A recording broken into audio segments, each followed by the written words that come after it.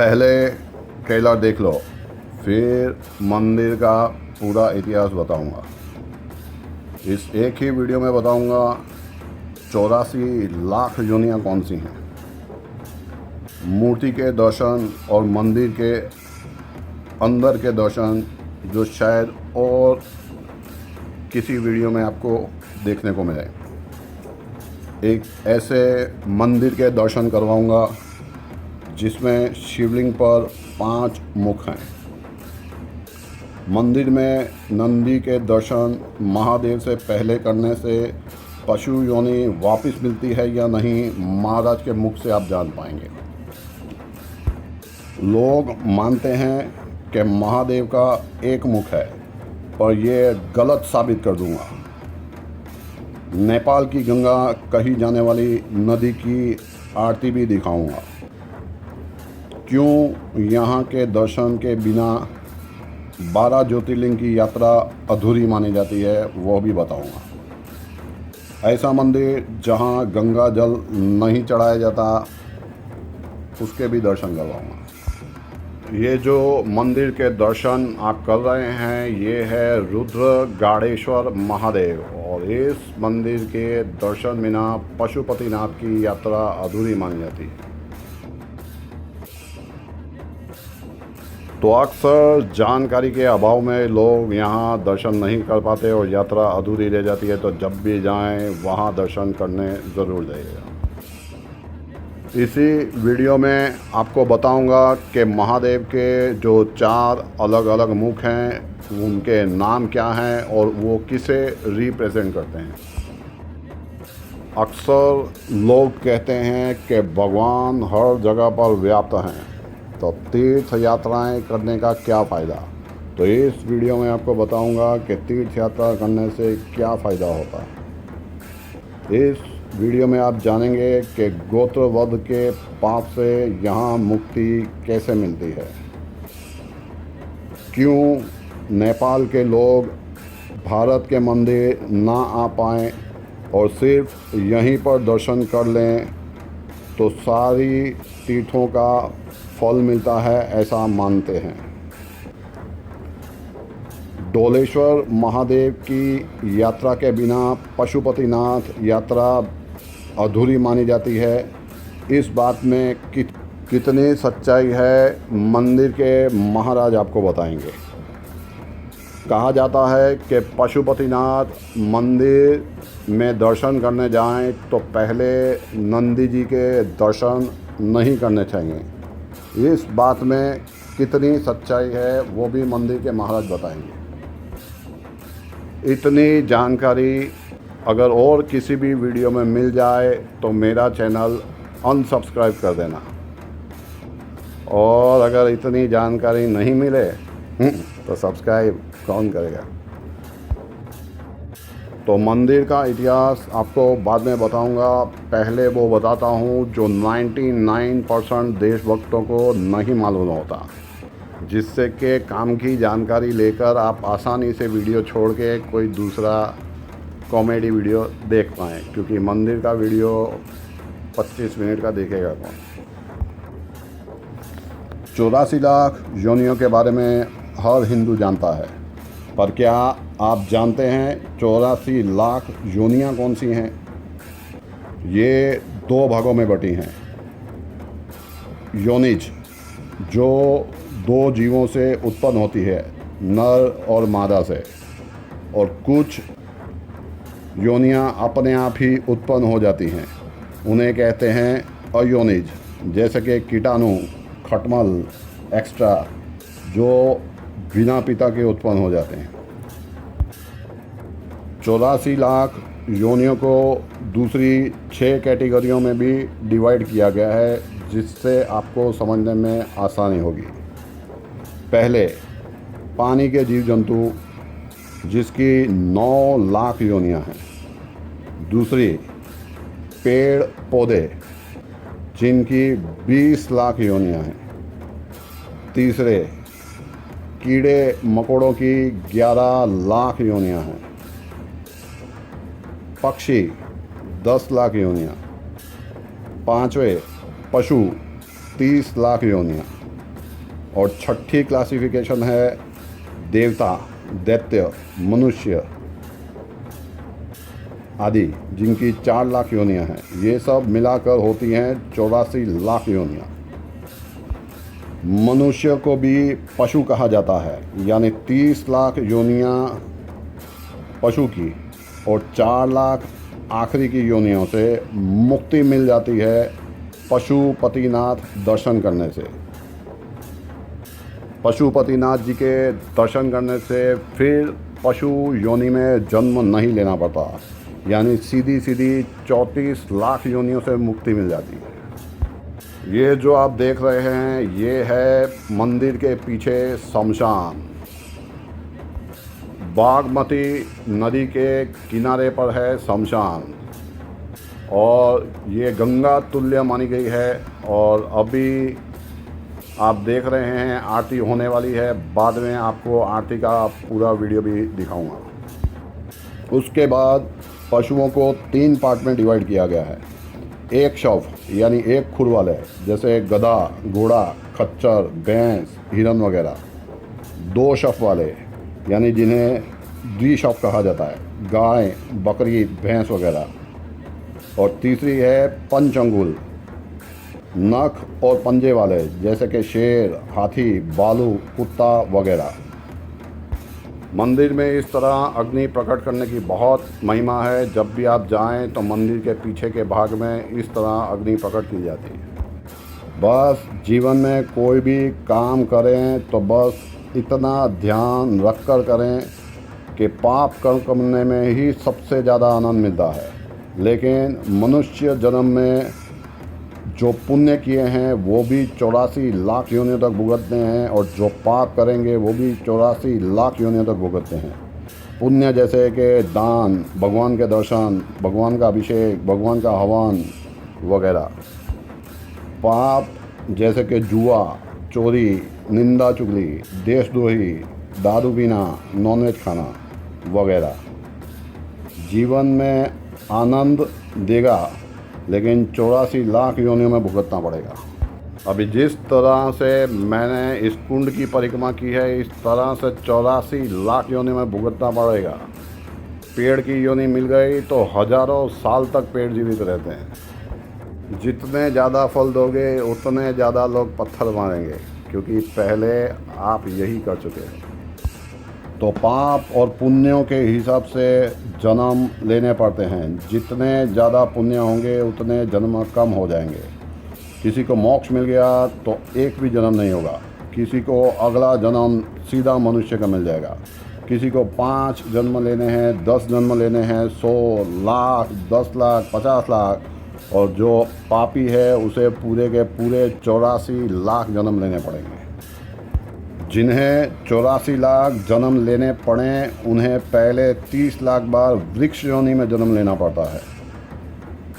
जैसे कि बताया कि कई पेड़ हजारों साल तक धूप में खड़े हैं और फिर भी पत्थर खा रहे हैं। उसके बाद 9 लाख बार जलचर यानी नदी और समुद्र में मछली वगैरह का जन्म लेना पड़ता है। जिन्हें खाया है फिर वो खाएंगे। 10 लाख बार कीड़े मकोड़े, कीटाणु, गटर के कीड़े वगैरह बन के जन्म लेना पड़ता है। 11 लाख बार पक्षी योनि, उसके बाद 20 लाख बार पशु योनि में जन्म लेना पड़ता है। फिर जाकर जब आपके पाप धीरे धीरे खत्म होते हैं तो गाय का शरीर मिलता है, और फिर 5 लाख बार मानव शरीर मिलता है। फिर कर्म अच्छे किए तो पितृ देव या देव योनि कर्म अनुसार मिलेगी, और बुरे कर्म किए मानव रूप में तो फिर 84 लाख योनियों में चक्की पीसिंग एंड पीसिंग एंड पीसिंग एंड पीसिंग। लेकिन जैसे बताया था कि पशुपतिनाथ दर्शन करने से पशु योनि नहीं मिलती, यानी 34 लाख योनियाँ कट जाती हैं। अगर इंसान संकल्प कर ले कि आगे से फिर वो पाप नहीं करेगा और पुराने कर्मों की माफ़ी भगवान पशुपतिनाथ से मांग ले। अगर दर्शन करने के बाद भी पाप कर्म चालू रखेंगे तो वो नहीं कटेंगे। शायद इसीलिए कि महादेव ने भी पशु यानी भैंसे का रूप धारण किया था, जिसकी कथा मैं आपको आगे सुनाऊंगा। क्योंकि महादेव कैलाश, शमशान, जंगल में रहते हैं जहाँ भयानक पशु होते हैं। शायद इसीलिए कि नंदी उनका वाहन है, सांप गले में है, शेर पार्वती माता का वाहन है, चूहा गणेश जी का वाहन है, मोर कार्तिकेय जी का, मुर्गा, बकरा, भैंस, गाय, कुत्ता भी किसी ना किसी के वाहन हैं। और महादेव सिर्फ इंसानों के नहीं, पशुओं के भी पशुपति नाथ हैं। तो इनको मारने वाले का महादेव क्या करेंगे वो तो अब महादेव ही बताएंगे। कुछ ही देर में आपको मंदिर के अंदर के भी दर्शन करवाऊंगा, जबकि मूर्ति छोड़ो, मंदिर के अंदर भी कैमरा ले जाना अलाउड नहीं है। अक्सर लोग ऐसा मानते हैं कि महादेव का एक सर है, लेकिन महादेव की आरती रोज़ दिन में 2 बार गाने वाले भूल जाते हैं कि महादेव की आरती में है एकानन चतुरानन पंचानन राजे। तो एकानन है भगवान विष्णु यानी जिनका एक सर है, चतुरानन है ब्रह्मा जी जिनके 4 सर हैं, और पंचानन है भगवान शिव। गूगल करके देख लीजिएगा, महादेव के 5 सर हैं। और सिर्फ पशुपतिनाथ जी का ही ऐसा शिवलिंग है जहाँ पर आपको 5 मुखों के दर्शन होते हैं। 4 मुख चारों ओर हैं और एक मुख ऊपर की ओर है जहाँ पे फल फूल वगैरह पड़ा होता है और वो नहीं दिखते। अधिकतर लोग नेपाल जाते ही हैं सिर्फ पशुपतिनाथ जी के दर्शन करने के लिए, और नेपाल में कोई जाए और पशुपतिनाथ ना जाए ऐसा हो नहीं सकता। नेपाल की राजधानी काठमांडू से 3 किलोमीटर की दूरी पर है बागमती नदी, जिसके आगे मैं आपको आरती भी करवाऊंगा। और उन्हीं के बागमती के किनारे पर है पशुपतिनाथ जी का मंदिर। कहा जाता है कि मंदिर के पास आर्य घाट है, वहीं का पानी सिर्फ मंदिर में चढ़ाया जाता है। सिर्फ यही इकलौता मंदिर है जहां गंगा जल भी नहीं चढ़ाया जाता। मंदिर के 4 दरवाजे हैं जहां से 4 मुखों के दर्शन होते हैं। भीड़ ज़्यादा हो सकता है सिर्फ एक ही मुख के दर्शन करवाएं, वरना पहले पश्चिम दरवाज़ा यानी मेन मुख के दर्शन करके आप लाइन में चारों मुख के दर्शन कर पाते हैं। और कहीं महादेव की परिक्रमा नहीं होती, पर चारों ओर घूमने से यहाँ महादेव की परिक्रमा हो जाती है और पाप भी नहीं लगता। ऐसा माना जाता है कि यहाँ का शिवलिंग पारस का है, जिसे छूने से लोहा भी सोना बन जाता है। इसीलिए मंदिर के अंदर किसी को नहीं जाने दिया जाता और ना ही फ़ोटो वीडियो वगैरह अलाउड है।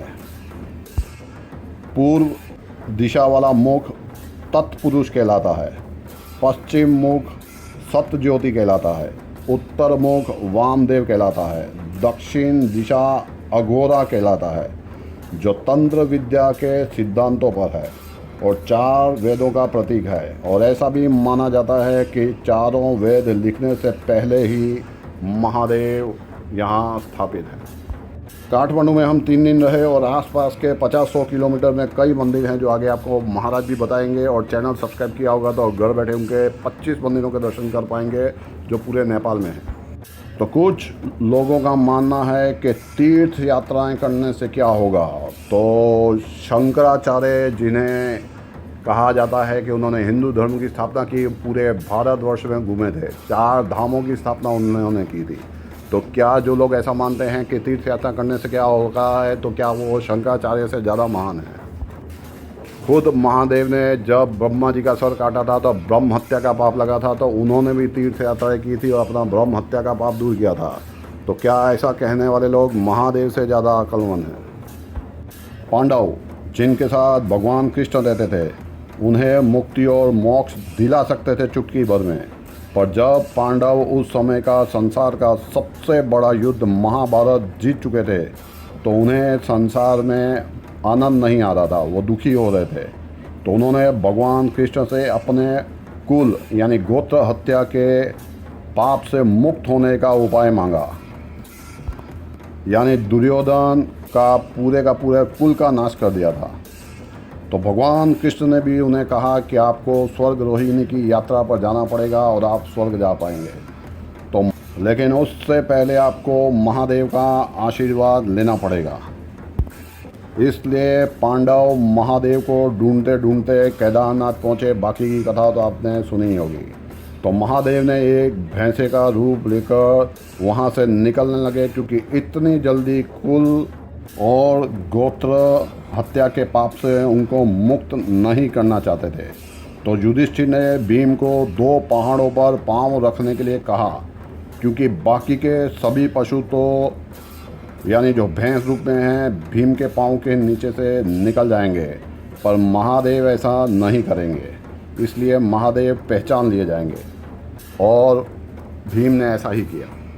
और जब महादेव दूसरी तरफ से निकलने लगे तो भैंस के रूप में महादेव को भीम ने पकड़ लिया, जिससे महादेव ने अपने शरीर का विस्तार किया और नीचे का हिस्सा गिरा केदारनाथ में और ऊपर का हिस्सा यानी दड़ गिरा पशुपतिनाथ में।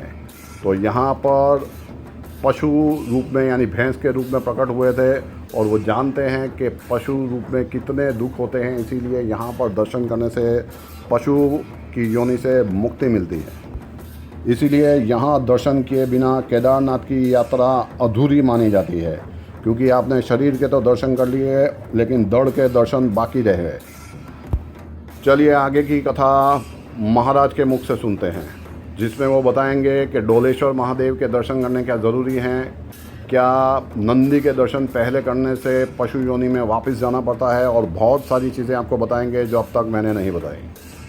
तो अंत तक बने रहिएगा, वरना कुछ ना कुछ छूट जाएगा। और ऐसे ही 1800 मंदिरों के दर्शन करने के लिए सब्सक्राइब करें यूट्यूब चैनल रोज एक मंदिर के दर्शन।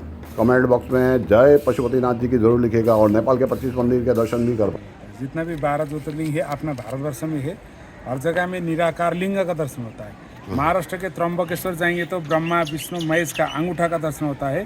केदारनाथ में जाएंगे नाभि से नीचे वाला भाग का दर्शन होता है। यहाँ पर भगवान का नाभि से ऊपर वाला भाग मुखार वृंद और सिरोपरि भाग का दर्शन हो जाता है। जैसे कि सौराष्ट्र सोमनाथम च श्रीशैल्यम मल्लिकार्जुनम उज्जैन्यम महाकालम ओंकारम मबलेश्वरम परल्यम बैद्यनाथम च डाकिन्यम भीमशंकरम सेतु बंदे तु रामेशम नागेशम दाड़ुका बने वाराणस्यम च विश्वेशम त्र्यंबकम गौतमी तटे हिमालय तो केदारम कृष्णेश्वरम च शिवालय एतानि ज्योतिर्लिंगानि सायं प्रातः पठिनर सप्त जन्म कृतम पापम स्मरण विनश्यते। ये जितना भी नाम लिया उसी का हेड पार्ट पशुपतिनाथ को माना जाता है। भगवान पशुपतिनाथ पंचमुखी महादेव है, सद्योजात वामदेव तत्पुरुष अघोर ईशान, 4 फेस 4 स्वरूप का दर्शन आकार का दर्शन होता है। ये जो ईशान पशुपतिनाथ बोलने से ये जो ऊपर का भाग को ईशान कहते हैं, उसको पशुपतिनाथ निराकार ही दर्शन हो जाता है। और भगवान पशुपतिनाथ का मेन अर्थ रहता है पशु पास मुक्ति पशुपति।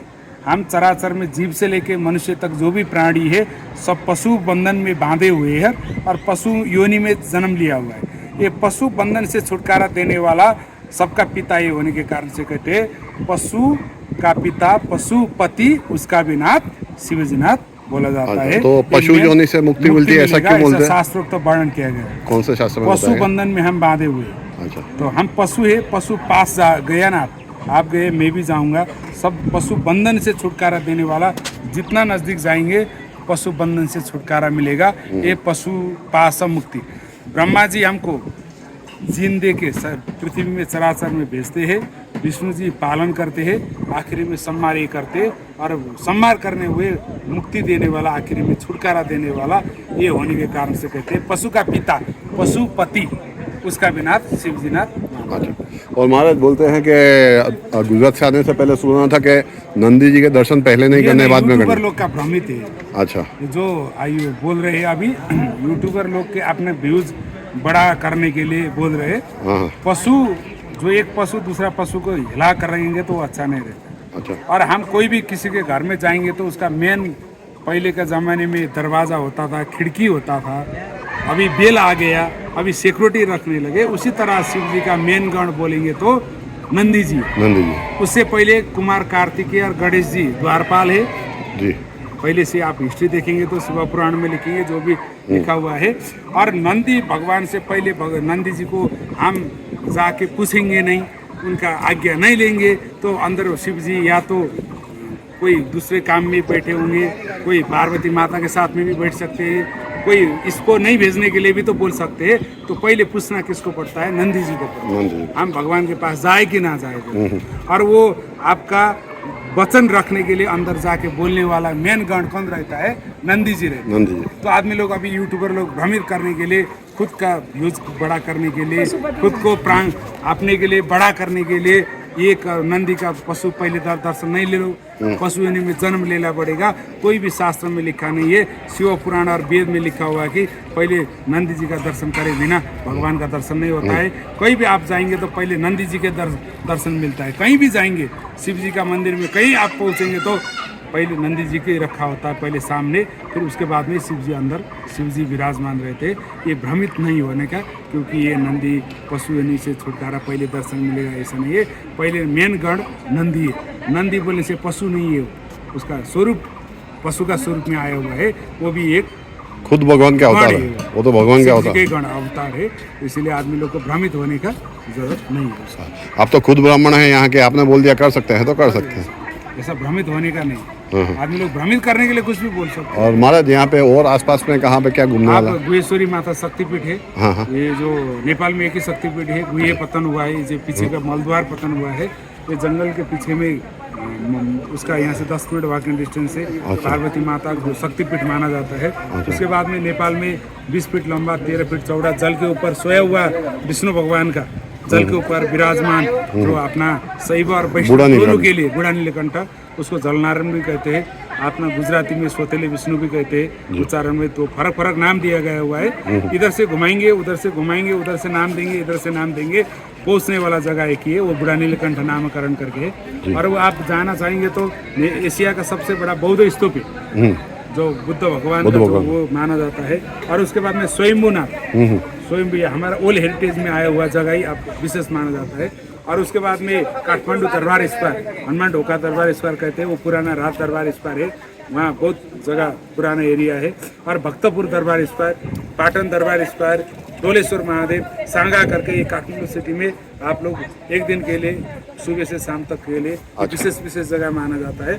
और पूरा काठमांडू परिक्रमा पूरा देखने चाहेंगे तो कम से कम भी आप लोग को 2 दिन का टाइम होना ही। अच्छा, डोलेश्वर महादेव का क्या इतिहास है? डोलेश्वर बोल के जैसे केदारनाथ में बाढ़ आ गया, बाढ़ आने के कारण से वहाँ जंगम पुजारी रहते, भारत जंगम करके वो रहते, और उधर का जगह और इधर का जगह एक ही जैसा दिखता है जैसे डोलेश्वर। लेकिन उन लोगों ने थोड़ा भ्रमित कर दिया कि क्या कर दिया कि केदारनाथ का सिर डोलेश्वर है बोल के थोड़ा भ्रमित कर दिया हुआ है। वो डोलेश्वर बोल के कोई भी जगह में लिखा नहीं है। केदारनाथ का सिर पशुपतिनाथ ही न करके लिखा हुआ है। और उन लोग ने वहाँ स्थापना कर दिया हुआ है कि जो केदारनाथ में जो जा नहीं पाते वो भी वहाँ दर्शन करेंगे तो पूर्ण फल माना जाता है, ऐसा बोल के उन्होंने निर्मित कर दिया गया हुआ है। वो जो केदारनाथ में बाढ़ आने के बाद में उसका स्थापना हुआ है डोलेश्वर। बाढ़ आने के बाद, केदारनाथ में बाढ़ आने के बाद में उसके बाद में यहाँ पर प्रतिष्ठा करके सब उन लोग ने, ये जो अभी का ज़माना में ये यूट्यूबर लोग ये व्यूज़ के कारण से उसका थोड़ा नामकरण आगे बढ़ा हुआ है। लेकिन ओल्ड में जितना भी देखेंगे तो सबका पिता ही पशुपतिनाथ को ही माना जाता है। पशुपतिनाथ को छोड़ के कोई दूसरा, अभी अमेरिका में भी पशुपतिनाथ बना रहे, इंडिया में भी बना रहे। अभी पशुपतिनाथ पहले ये रहेंगे, उसके बाद में बाकी जो भी बनाएंगे उसका शाखा रहते हैं। लेकिन मेन बोलेंगे तो ये पशुपतिनाथ रहते हैं। आगे लोग भ्रमित करने के लिए, हर अपने एरिया के लिए बड़ा बनाने के लिए कोई कुछ भी बोलेंगे तो मेन पशुपतिनाथ ही। हर हर महादेव, जय पशुपतिनाथ जी की।